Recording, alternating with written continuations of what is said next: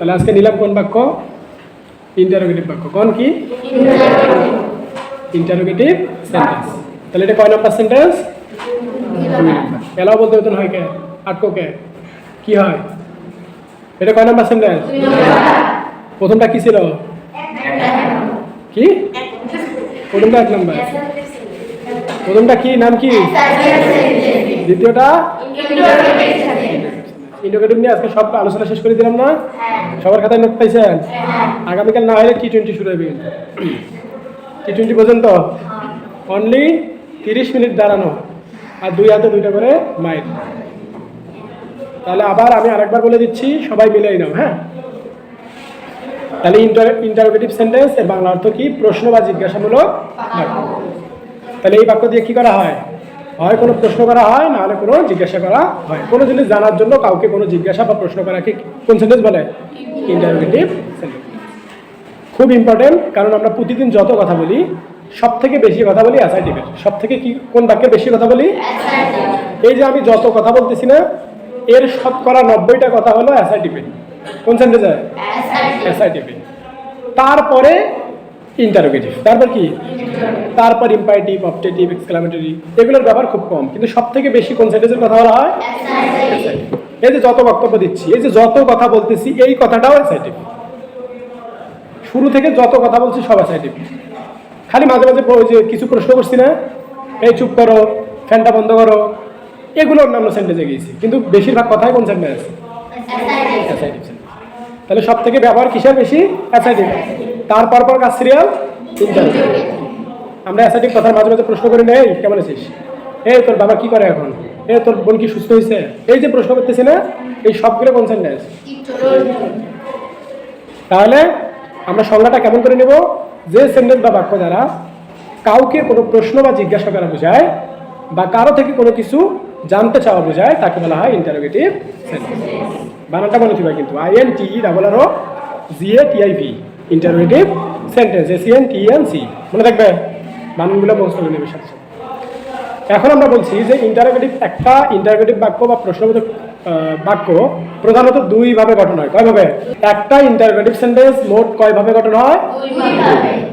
একটার নাম দিছি হলো ইয়েস নো বা হ্যাঁ না সূচক গঠন, আর একটা দিছি WS ওয়ার্ড বা প্রশ্ন সূচক গঠন। দুইটা না? একটা হলো ইয়েস নো অথবা হ্যাঁ না। ইয়েস নো বাংলা কি? হ্যাঁ না। তাহলে ওই গঠনটার মধ্যে আমরা বলছিলাম কি, অর্থাৎ ইয়েস নো বা হ্যাঁ না প্রথম যে গঠনটা দিচ্ছি, গঠন 1, সেই গঠনে যত বাক্য হবে সবগুলোর উত্তর কিসে হবে? কও দেখি। ইয়েস বা নোতে। বাংলায় কি? হ্যাঁ বা নো বা ইয়েস নো বা হ্যাঁ না বাদ দিয়ে কি আর কোনো নতুন উত্তর দেওয়ার কোনো সুযোগ আছে? চাইলেও কি আমরা দিতে পারবো না? যেমন তুমি কি ফুল পছন্দ করো? তুমি কি ফুল পছন্দ করো? Do you love flower?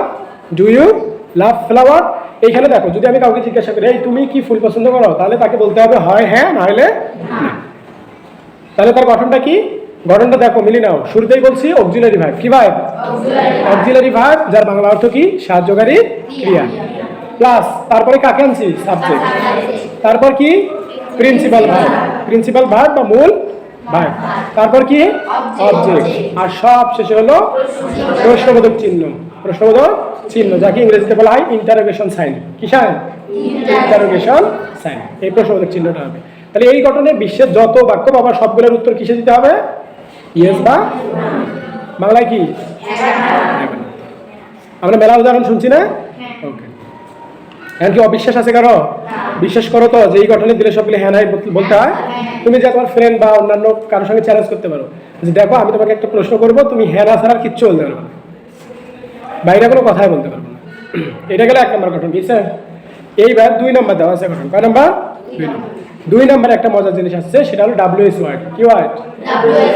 WS word কোনগুলো? এগুলো আমি কালকের ক্লাসে তোমাদেরকে দিব। হ্যাঁ, তাহলে মোটামুটি 11, 12, 13টার মতো WS ওয়ার্ড আছে। এই WS ওয়ার্ডগুলো আমরা অর্থসহ কি করবো?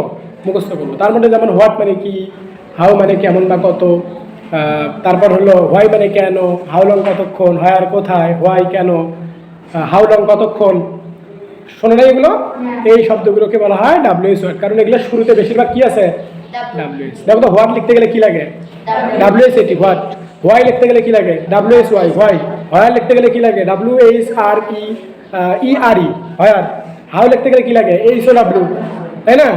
এইরকম বেশিরভাগ শব্দগুলো শুরুতে কি আছে W অথবা WH, এই জন্য এগুলোকে কি বলা হয় WH ওয়ার্ড। মনে থাকবে? তাহলে এই যে WH ওয়ার্ডগুলো আছে এগুলো যদি কোনো বাক্যের শুরুতে আসে ইন্টারোগেটিভের শুরুতে, তাহলে গঠনটা কি হবে দেখো, শর্টকাটে দিছি আমি যে শুরুতে WH ওয়ার্ড, শুরুতে WH, তারপরে WH যে শব্দগুলো বললাম তার যে কোনো একটা থাকবে। কটা থাকবে?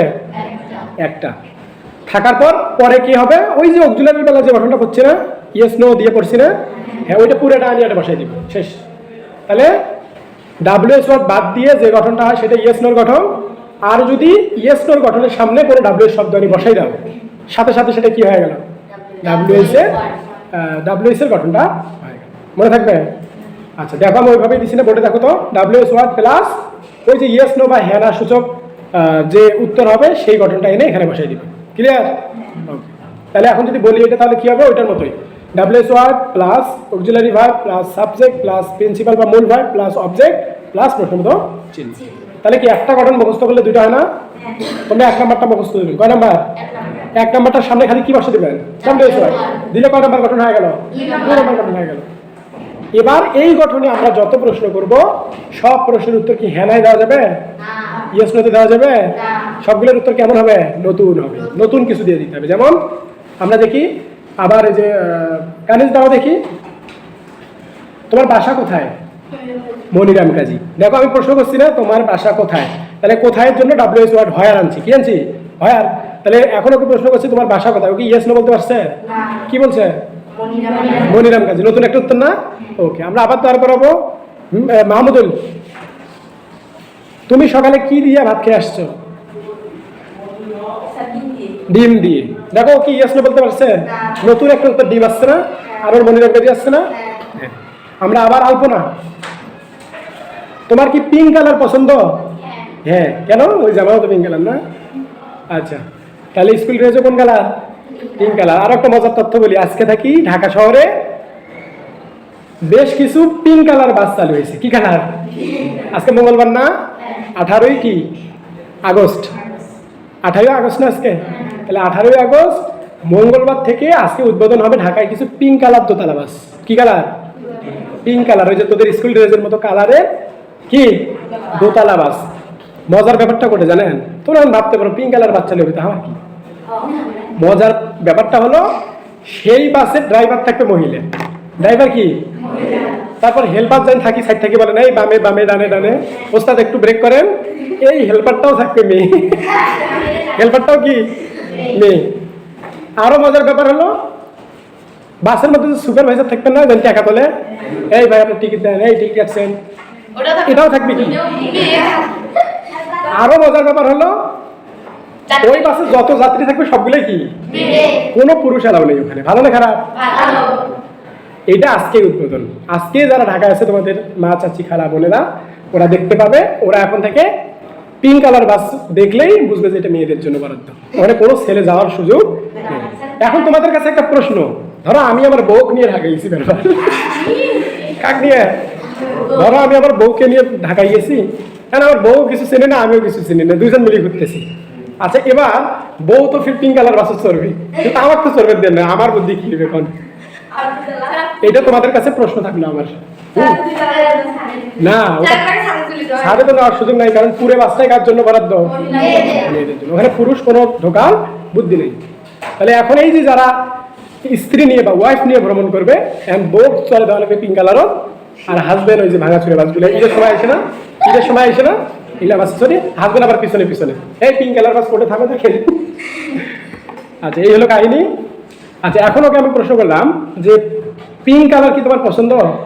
ওই দেখো ওই হ্যাঁ কইলি, ওকে চাইলে নতুন কিছু বলতে পারবে না। এবার আমরা আরেকটা ছেলেকে প্রশ্ন করবো, দেখো ও হ্যাঁ বলবে। আচ্ছা, এবার গৌর বলবে,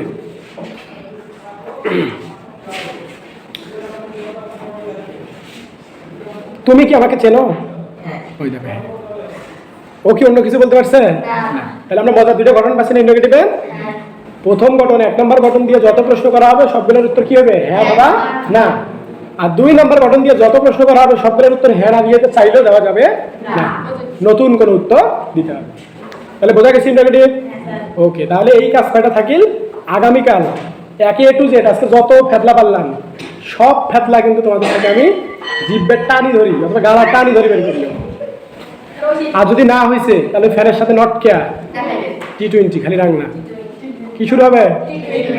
মনে থাকবে? ওকে, আজকের মতো বেল দিছে, আজকের ক্লাস এখানেই সমাপ্ত। ওকে, বসো আর মেয়েরা চলে যাও।